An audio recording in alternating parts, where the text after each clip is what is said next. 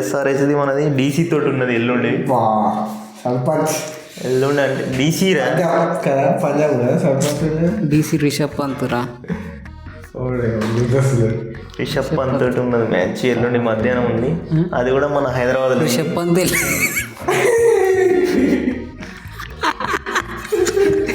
రిషబ్ పంత్ వెళ్ళేసి కదరా బాబు. So hello everyone, you watching Indian pitch. So ఈరోజు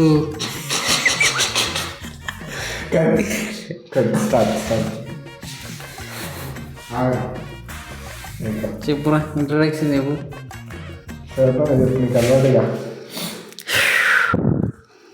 hello everyone, you watching Indian pitch. ఈరోజు ఎస్ఆర్హెచ్ వర్సెస్ కేకేఆర్ పెద్ద రైవల్రీ మ్యాచ్ అయింది. నాకైతే ఫుల్ సాటిస్ఫాక్షన్. కాకపోతే హర్షిత్ రానా లేడు, అదొక్కటే డిసప్పాయింట్మెంటు.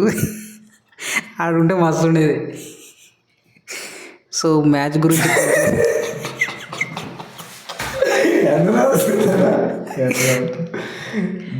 వాళ్ళు సిఎస్కే మ్యాచ్ అట్లనే నవ్వుతారు. ఇప్పుడు మ్యాచ్ అనలైజ్ చేద్దాం. చెప్పు షేర్. వాళ్ళు మా ప్యాట్ కమిటీ గారు ఎప్పుడు వస్తారు, ప్యాట్ కమిటీ సార్ ఎప్పుడు వస్తారో తెలియదు, కానీ రావాలని కోరుకుంటాం. డబ్బున వీళ్ళు మంచిలేదు. ఈశాన్ కిషన్ క్యాప్టెన్స్ బాగాలేదు అనిపించింది. ఎట్లా చేసి బాగా ఫీల్డింగ్ చెప్పు మన సరే గురించి. ఫీల్డింగ్ మంచిగా చేయలేదు, బ్యాటింగ్ బౌలింగ్ నాకు ఎట్లుంది. స్కోర్ అయితే ఇవ్వలే కదా మరి. మొన్నది మన ఆర్సీబీ మ్యాచ్ స్కోర్ ఎట్లా ఇచ్చింది అంతా బౌలింగ్లో. అదే పికప్ అయ్యారుగా. పికప్ అయ్యేది ఈరోజు ఎల్లుండి మ్యాచ్లో, వచ్చే మ్యాచ్లో అదే మెయింటైన్ చేస్తారు. నాకు నమ్మకం లేదు. ప్లీజ్ కావ్య మనం మంచి బాలర్ తీసుకో ప్లీజ్. మ్యాచ్ గురించి అనలైజ్ చేద్దాం. లేని వాళ్ళ గురించి ఎందుకు కాదు, మ్యాచ్ గురించి మాట్లాడదాం. ఎట్లా అనిపించింది మ్యాచ్? సో మొత్తానికి అయితే ఎస్ఆర్హెచ్ సెకండ్ మ్యాచ్ గెలిచింది.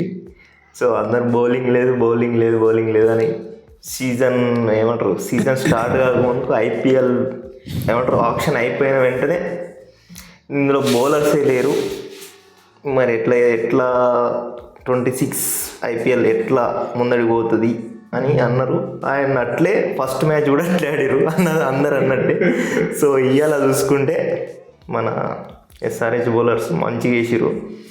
నితీష్ రెడ్డి కానీ అండ్ ఎవరురా ఇషాన్ మలింగ, నితీష్ రెడ్డి అవరు పోరడు శివాంగ్ కుమార్, వీళ్ళందరూ మంచిగా పర్ఫామ్ చేసారు బౌలింగ్లో. మన మనోళ్ళు ఎట్లయినా మనోళ్ళు బ్యాటింగ్ ఇచ్చి పడేస్తారని తెలుసు. ఇక స్టార్టింగ్ అయితే కాదు, టీము రాగానే ఆడు పైన్ కాడ ఏం పేరు రాని పేరు డేవిడ్ పైన్ మస్తు బిల్డప్ ఇస్తారు కదా. డేవిడ్ పైన్ని ఎందుకు ముందట్టు తీసుకొచ్చారని నేను అనుకుంటున్నా అంటే, ఫస్ట్ మ్యాచ్లో పవర్ ప్లేలా ఈ జయదేవ్ ఉనద్కట్ ఇంకెవడు ఉన్నారు కదా మన బౌలర్స్ ఉన్నారు. ఇషాన్ మలింగ మొన్న ఆడలే పేరు గుర్తొస్తుంది. ఎవడో ఉండే కదరా, అది సర్చ్ చేద్దాం గూగుల్లో, పేరు గుర్తుకొస్తలేదు. ఏమనుకోకూడదు, మ్యాచ్ అయితే చూసినాం, గూగుల్లో సర్చ్ చేస్తారు అనుకోకూడదు. మ్యాచ్ చూసినాం, చాలా డిసప్పాయింట్. లాస్ట్ బాల్ దాకా నాకు హోప్ ఉండే పోయిన మ్యాచ్లో. ఇంకొక ఆయన మన హర్షల్ పటేల్, జయదేవ్ హర్షల్ పటేల్ పెద్ద ప్లేయర్. ఆయన గాన్ని మర్చిపోయినావు ఎట్లా రా నువ్వు?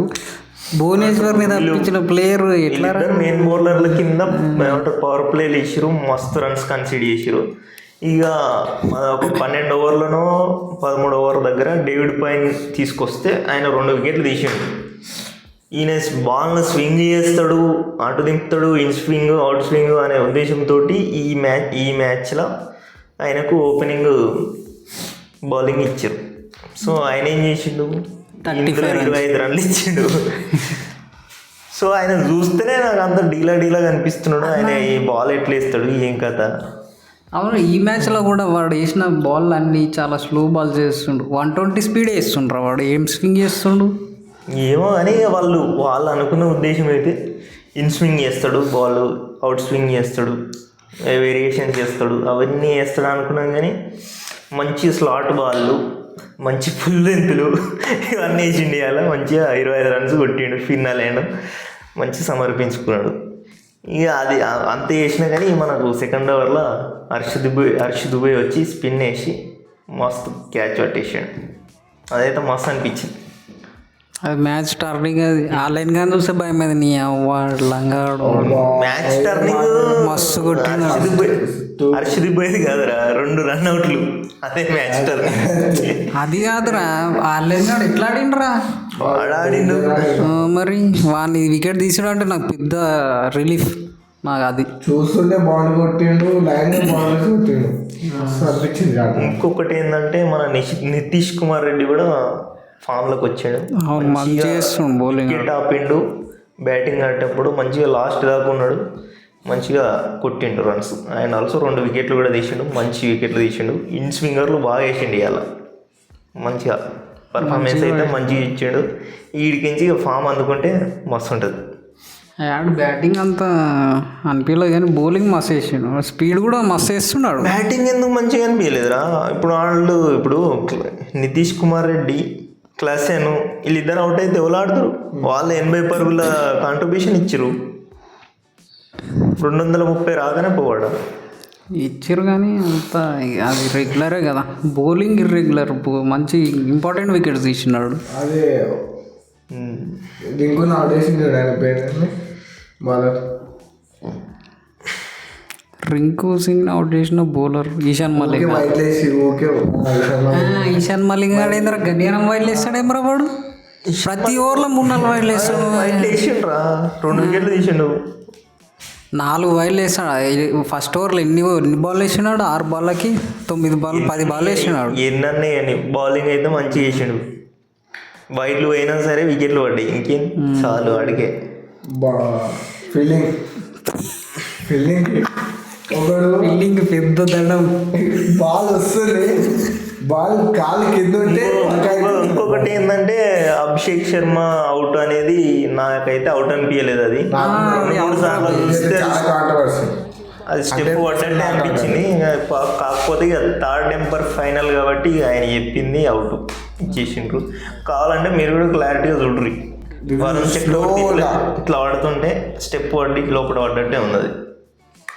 నాకు ముంబై మ్యాచ్ గుర్తొచ్చింది, ఏం చేయలేము ఇక. అవును, ఈ మ్యాచ్లో ఎంపైర్ గాడు కేకేఆర్కి ఫేవర్కి ఇచ్చాడు చాలా డెసిషన్స్. వైడ్ కాకుండా వైడ్ ఇస్తాడు. ఒక దగ్గర వైడ్కి ఇచ్చిండు కదా, ఒక్కడైతే భయపెట్టిండు, అన్క్రిష్ రఘువంశీ గాడైతే భయపెట్టిండు అందరినీ. ఇంకొకటి సునీల్ నారాయణ రాగానే 6 పెట్టిండు. ఆయన ఒకటి అంక్రిష్ రఘువంశీ వీళ్ళిద్దరు 50+ కొట్టిండు. ఆయన కూడా బాగా వాడు అంతా ఎఫర్ట్లెస్. వాని ఫేస్ చూస్తే కొంచెం కూడా ఏం లేదురా వాని ఫేస్లో.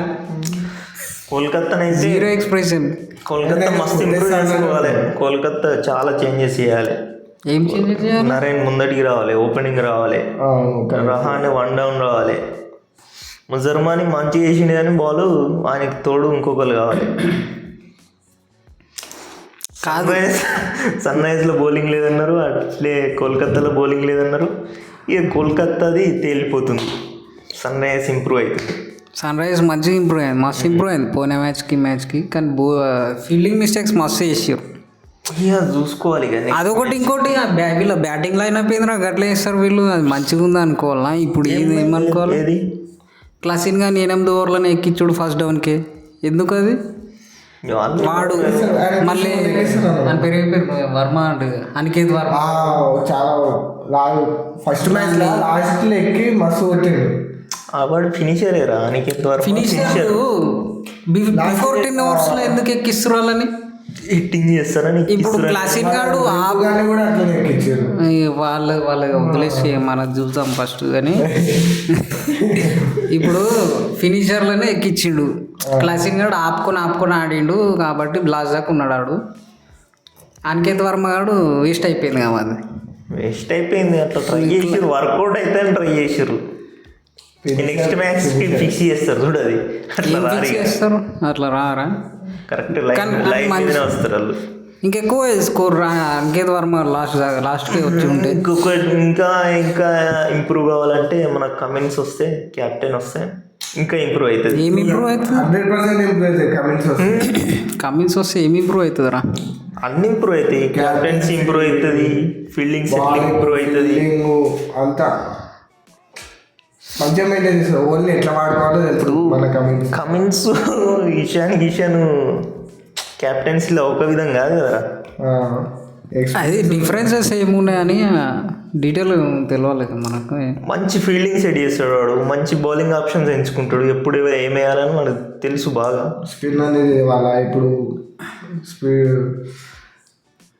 వాడెప్పుడు వేయాలి, వేరే వాళ్ళతో ఎప్పుడు వేపియాలి తెలుసు అని. స్పీడ్ బాలరా, మీడియం ఫేస్ బాలరా, ఓపెన్ బాలరా. మొత్తానికి మన వాళ్ళు బాగా మస్తు ప్రయోగాలు చేసినా కానీ 8 వికెట్లు పడ్డ 200 దాటిచ్చారు స్కోర్. మాసం అనిపించింది.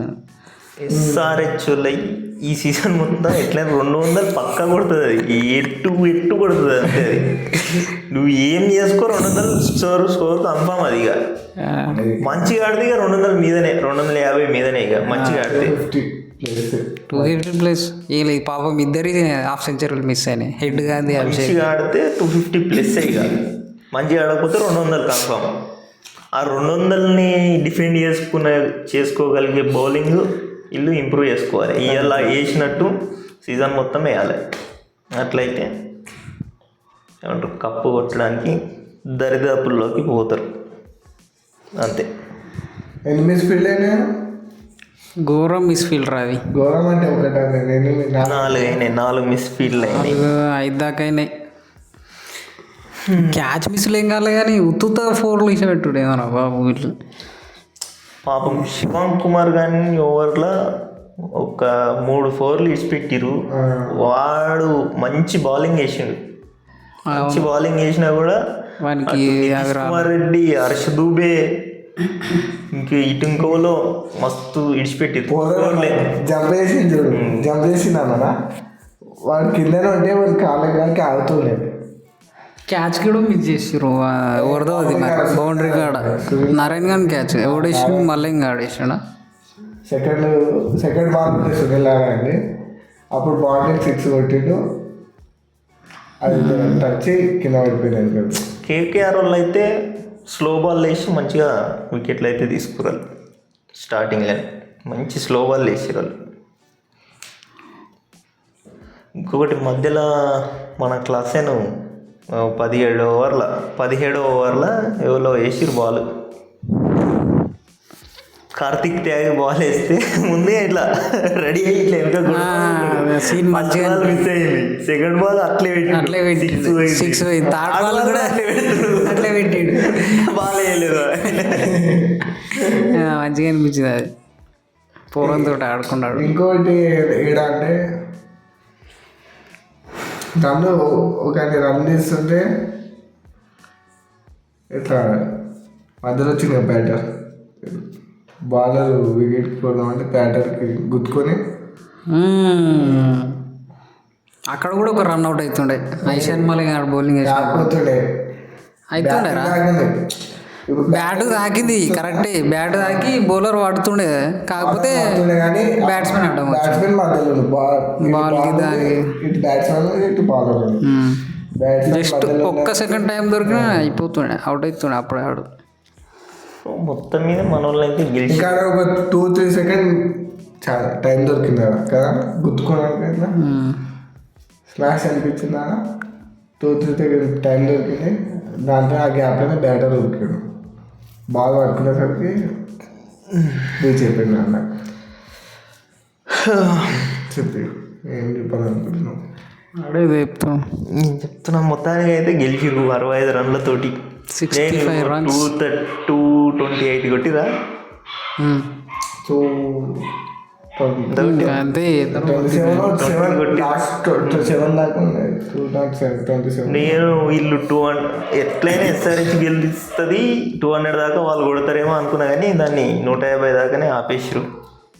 మంచిగా చేసారు. మంచిగా నెక్స్ట్ మ్యాచ్ వచ్చేసి ఎస్ఆర్హెచ్ది మనది డీసీ తోటి ఉన్నది ఎల్లుండి. సర్పంచ్ ఎల్లుండి అంటే డీసీ రా కదా, పంజాబ్ కదా సర్పంచ్. డీసీ రిషబ్ పంత్ రా. రిషబ్ పంత్ తోటి ఉన్నది మ్యాచ్ ఎల్లుండి మధ్యాహ్నం ఉంది. అది కూడా మన హైదరాబాద్ రిషబ్ పంత్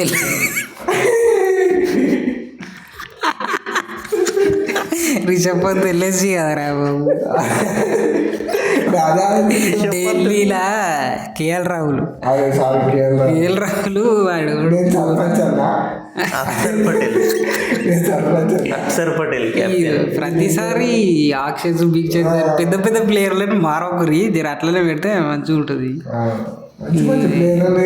ఫిక్స్ అయిన ప్లేయర్లను తీసి అటు ఇటు మారిస్తే ఏం వస్తుందా బాబు.